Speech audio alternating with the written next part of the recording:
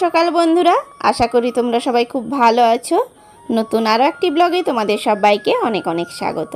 আবারও একটা নতুন দিন, নতুন সকালকে সঙ্গে নিয়ে হাজির হলাম বন্ধু তোমাদের সামনে। আজকের সকালে রোদটা এত সুন্দর উঠেছে, গায়ে রোদটা লাগছে কিন্তু রোদটা লাগছে বলে মনে হচ্ছে না। মিষ্টি মিষ্টি রোদ বলা হয় না, ঠিক ওই রোদটাই আজকে উঠেছে। আর দেখো কি সুন্দর হালকা হালকা হাওয়া বইছে, পরিবেশটা এত সুন্দর লাগছে। আর কি বলো তো, এই পরিবেশে যদি সকালে অনেক কাজও করা হয় না, কষ্ট বলে মনে হয় না। আসলে গ্রীষ্ম গিয়ে বর্ষা এসছে, তার জন্যই সূর্যের তাপেরও একটা পরিবর্তন হয়েছে। আর গরমকাল হলে তো বলতে হতো না, এতক্ষণে মনে হতো যেন 10টা বেজে গেছে। তো যাই হোক, এই যে জল ধরা শুরু করলাম। আর আজকে কিন্তু 7টার টাইমের জল 7:15-তে এসছে। কোনো প্রবলেম হয়েছিল হয়তো, যে জল ছাড়ে তার কোনো প্রবলেম হতে পারে, বা ওখানে কারেন্ট ছিল না। মানে আমাদের এখানকার কারেন্ট লাইন আর ওখানকার কারেন্টের লাইন আলাদা, মানে দুটো ট্রান্সফর্মার আলাদা। তো ওদের যদি কারেন্ট না থাকে তাহলে কিন্তু জল আসে না। যাই হোক, যে কোনো প্রবলেমের কারণে 15 মিনিট লেট হয়েছে। আর আমি কিন্তু প্রায় দিনই সকাল থেকে আগে জলটা ধরি, তারপরে বাড়ির অন্যান্য বাসি কাজে হাত লাগাই। কারণ বাসি কাজ তো আর অল্প নয়, মানে প্রচুর কাজ রয়েছে। আমি যদি একবার বাসি কাজে হাত লাগিয়ে দিই, তো সেই কাজ থেকে আবার বেরিয়ে এসে আবার আমাকে এই জল ধরতে হবে মাঝখানে। তার জন্য আমি চেষ্টা করি ওপরের ঘর বারান্দা ঝাঁটার দিয়ে এসে আগে জলটা ধরবো, তারপর বাসি কাজ সারবো। আর যেদিন প্রচুর কাজের চাপ থাকে বা কোথাও যাওয়ার থাকে, সেদিন কিন্তু এইভাবে কাজ করি না।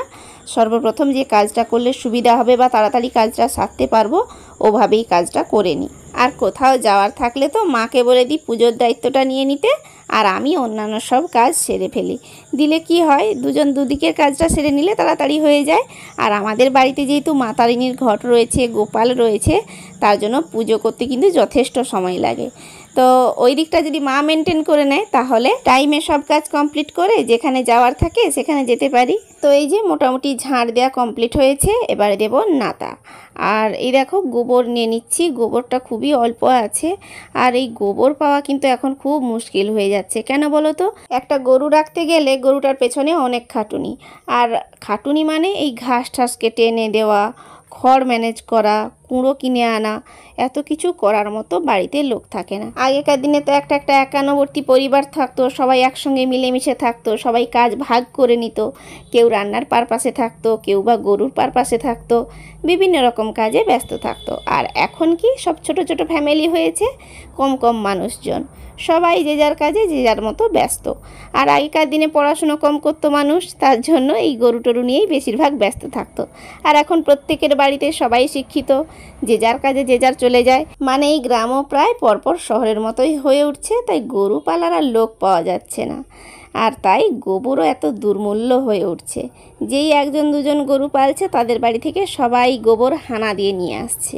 কি আর করা যাবে, শেষমেশ যদি তারাও গরু টরু বিক্রি করে দেয়, তখন তার গোবর পাওয়া যাবে না। এই আমাদের মতো মাটির মেঝে যাদের আছে, সবাইকে ওই মাটি দিয়ে মোটা মোটা করে লেপতে হবে। কি আর করা যাবে গোবর না পেলে।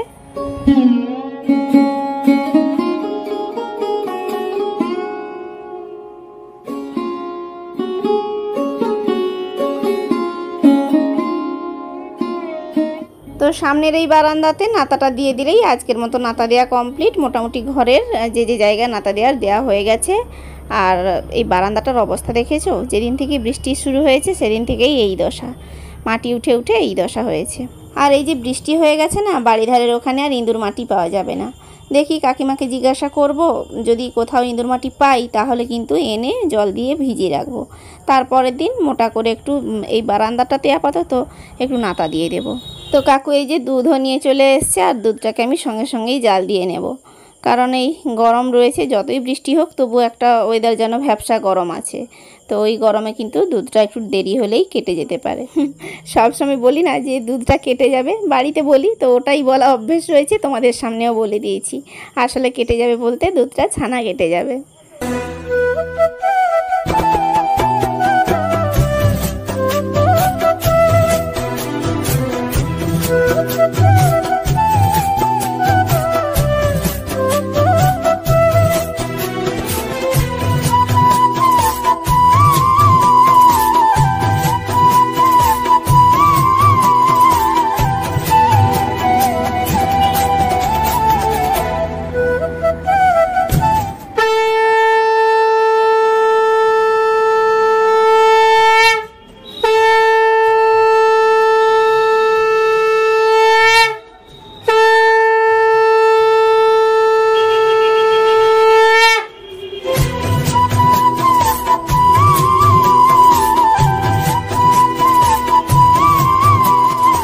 পুজো করে এসে একটু মুড়ি খেয়ে নিয়েই যে কাজটা সর্বপ্রথম সেটা হচ্ছে এই ভাত বসানো। মা বর এরা বাড়িতে থাকলে যতটা আনন্দের সঙ্গে তাড়াহুড়ো করে ছোটাছুটি করে রান্নাটা করি না, এই একা থাকলে নিজের জন্য একদম রান্না করতে ইচ্ছে করে না। একটা সত্যি কথা বলি, আমার যখন এই ইউটিউব চ্যানেল ছিল না তখন কিন্তু মা বর এরা যখন কেউ বাড়িতে থাকতো না, আমি একদিনে রান্না করতাম, তারপরের দিন আবার সেই রান্না করা ভাতকে জল দিয়ে রেখে দিয়ে তারপরের দিন খেয়ে নিতাম। আবার কোনো দিন আমি দুপুরেও মুড়ি খেয়ে থেকে যেতাম। সমস্যাটা কি বলো তো, আমি কিন্তু একা খেতে বসলাম আমার গলা দিয়ে যেন ভাত নামতেই চায় না। একটুখানি ভাত অনেকটা সময় লাগে খেয়ে উঠতে।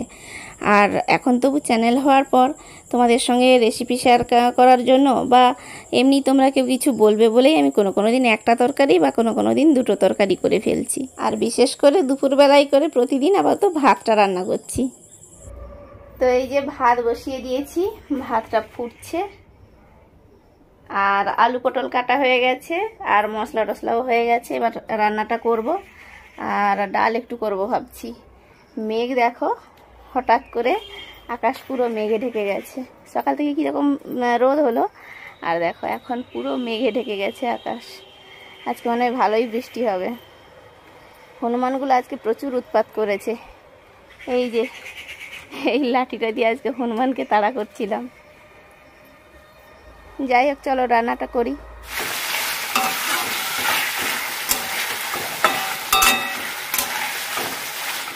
ডালটা হয়ে গেছে, আলু পটলটা হয়ে গেলেই রান্না কমপ্লিট।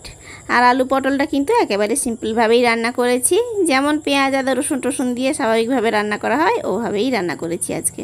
তখন যে বলছিলাম প্রচুর মেঘ উঠেছিল, এখন কিন্তু একেবারে অন্ধকার হয়ে এসছে, পুরো আকাশ মেঘে ঢেকে গেছে, আর টিপটিপ করে বৃষ্টিও পড়া শুরু করেছে। তার জন্য এই যে আলু পটলটা রান্না করতে করতেই কিন্তু আমি গিয়ে আবার জামা কাপড়গুলো তুলে এনে বারান্দায় মেললাম।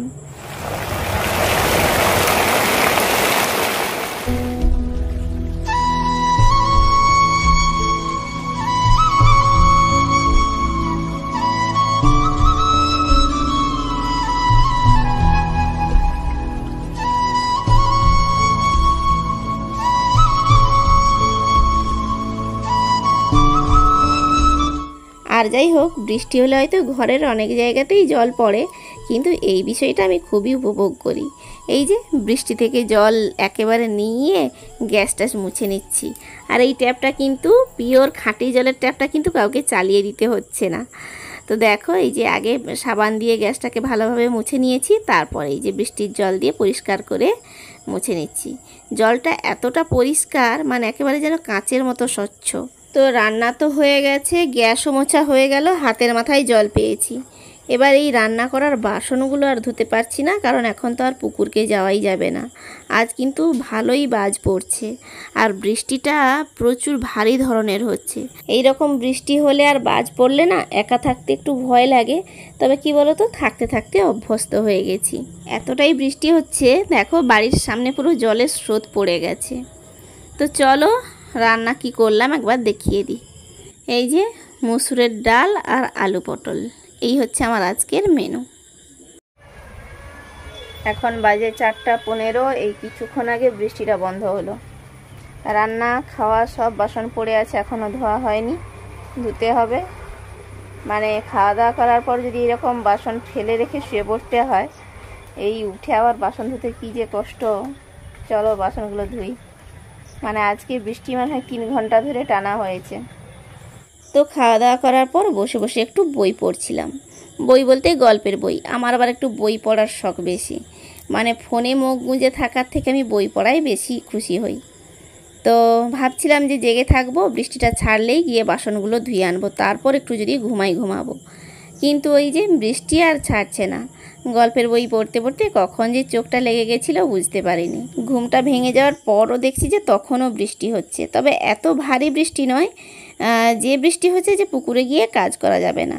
তো মোটামুটি এই যে কিছুক্ষণ আগেই বৃষ্টিটা বন্ধ হতেই এলাম পুকুরে আর কি, সব বাসন টাসন নিয়ে। আর আমার কিন্তু যে কোনো বই পড়তেই খুব ভালো লাগে।